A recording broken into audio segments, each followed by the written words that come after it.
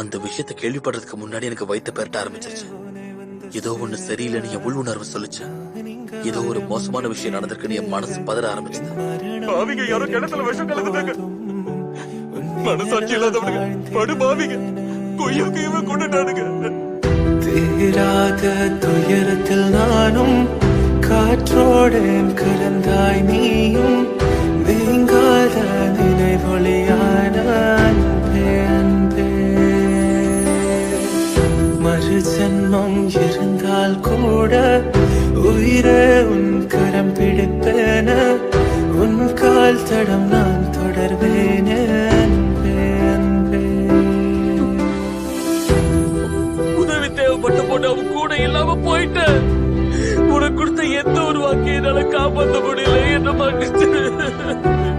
உன்னை கெஞ்சி கேட்கிறேன், என்ன மன்னிச்சிரு.